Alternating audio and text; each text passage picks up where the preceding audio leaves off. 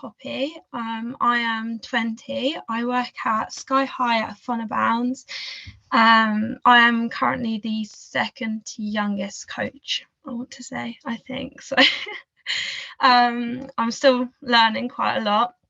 I actually joined my job like in an apprenticeship through Coach Core, and I have to give credit to my mum because she found the Coach Core apprenticeship on Facebook.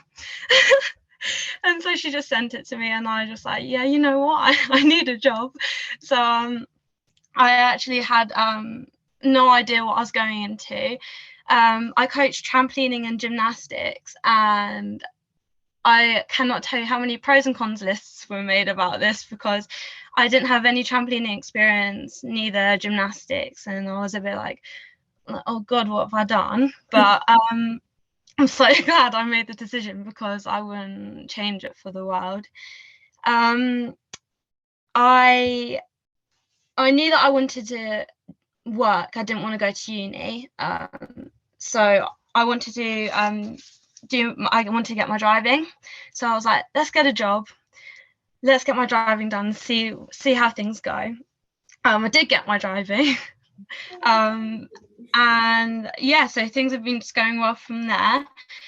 During my apprenticeship, I have completed like different courses and qualifications, and I also did that alongside a load of work for my apprenticeship. I got a bit unlucky though, so a few months after starting my apprenticeship I got COVID, so I spent most of my time doing all my work in bed, and then I think a month later, after recovering, I then got it again. So I had it twice. So I think most of my work was done at home in bed, but it got done. And then towards the end of my apprenticeship, I had like exams and stuff, and I suffer with really severe anxiety, so I was struggling quite a lot, and that was a big barrier for me, like to get things done. And I think it was really bad timing, but I think it was like 2 days before my exam, my granddad passed away. So I just hit rock bottom, and I was like, I don't know what to do. I was like, I don't know what to do. And my mentor was like, you can either take the exam, just do it, or we can postpone it and you can do it another day, but it means it'll take you longer to pass the apprenticeship.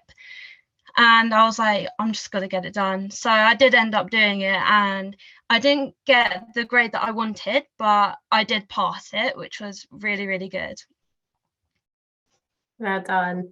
It's to continue and have that motivation to continue after being poorly and dealing with that personal situation is testament to you. And that mentor, was that a really important person, and that helped and supported you through the whole of the program? Yeah. So he really helped me a lot during the apprenticeship. He sort of just like, if I was having bad days, he sort of just like left me alone, but it was just like, just do the work in your own time. And there were a few days where I just couldn't even get out of bed, and I'd get messages from the people who I work with, people who are part of the apprenticeship, and were like, are you okay? They called me, checked in on me. And obviously I'm gonna have good days and bad days. I've had better days recently, so which is good.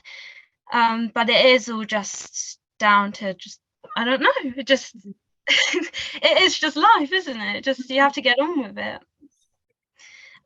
Yeah, it's been good so far, and I recently just won Coach of the Year, and I think I'm the youngest ever coach to win it. Well done, Poppy. It's amazing.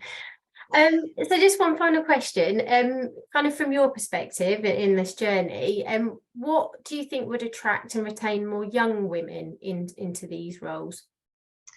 I think that being able to have like a voice and having like being able to show what our thoughts are, because at the moment there's a lot of like female invisibility. So like loads of like media posts, you always see like males and football and everything, and females don't really get highlighted that much. So when you're saying about the Euros and the Lionesses and everything winning, like that was a massive achievement. And so I just think that like we have a lack of role models in sport, and I think that if there more females were to coach and to attend things, then we'll actually have more of like a, oh yeah, like she's managed to do it, so I might be able to do it. And I think that I did a little bit of research, and apparently about 5% of sports coverage in national and local print media is dedicated to women's sports. That's literally nothing. Mm-hmm. And there definitely should be more. And yeah, I just think that we also have barriers that people don't think about. So like lack of time, lack of childcare, lack of money, lack of transport, clothing and equipment.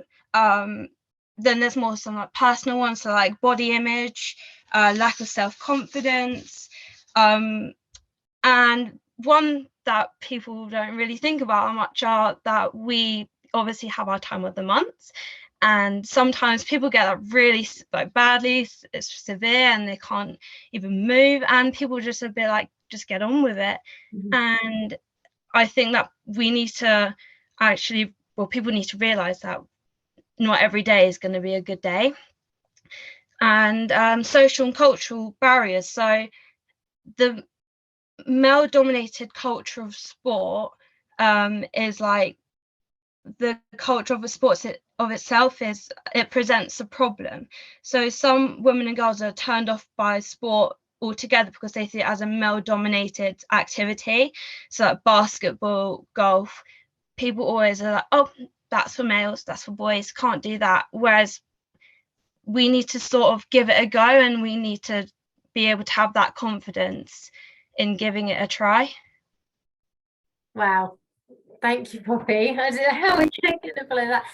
Just hearing your words, and I'm so pleased that you're in the sector, and we've got young women like yourself, with such a head on their shoulders experience. And again, I'm sure some people might have questions at the end of the session.